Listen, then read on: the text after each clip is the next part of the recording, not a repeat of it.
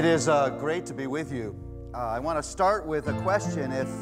If you had a pencil and piece of paper in your hand and you were going to say, these are the 5 essential ingredients of a good marriage, what would you write?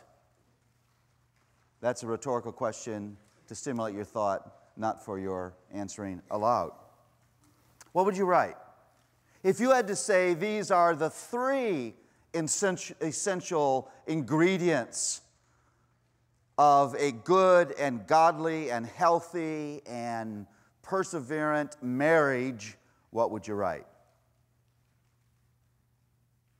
If you had to write, this is the one essential ingredient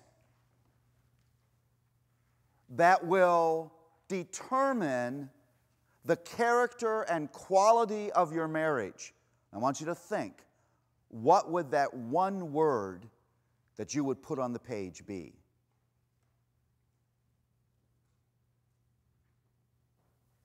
What one word would you write and say, if this thing isn't in its proper place, the marriage won't be either? What one word would you write?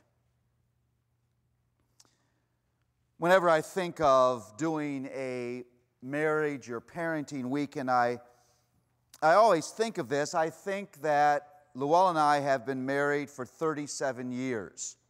Some of you have heard me say this, maybe. I know you're looking at me and thinking I'm way too young to be married that long. So if you're trying to calculate my age, I was married at 7. And throughout our marriage, Luella and I have struggled with a particular issue. It's the issue of time. Well, it's really been more my struggle than Luella's. Luella was raised in Cuba, and she has sort of a combination of an island and a Latin view of time. An appointed hour to her is like a rough estimate. She lives on a bit of a vibe. You know, you go to the islands because time slows down. I was raised by a man who thought that the sole litmus test of the value of a human being was punctuality. You're on time, you can live. And so we've struggled with this issue. There was once we were going to go to a state park, and we had agreed that we would leave at 3 o'clock. For me, that's the law of the Medes and Persians that cannot be broken. For Luella, that's a rough estimate. About 3:15, I realized we weren't leaving on time. And I started to get upset, not thinking that I could help. And Luella informed me of something very radical. She informed me that we didn't, in fact, have appointment at the state park. That was radical.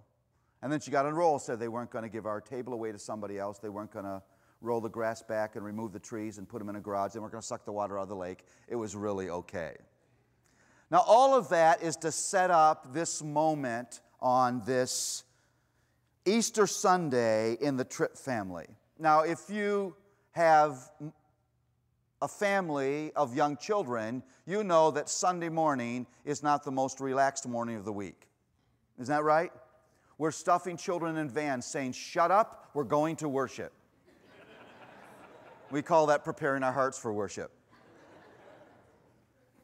And our church, for reasons I don't really understand, had decided that the best way to celebrate the resurrection was to have a full breakfast before the service on Sunday.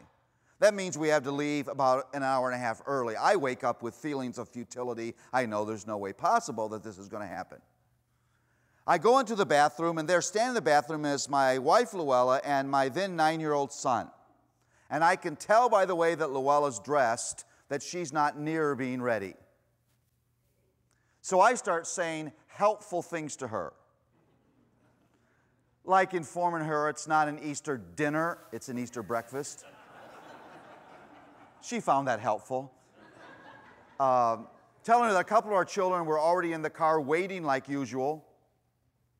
Reminding her that I'm an elder in the church and my arrival before the ham and eggs is very important to my ministry.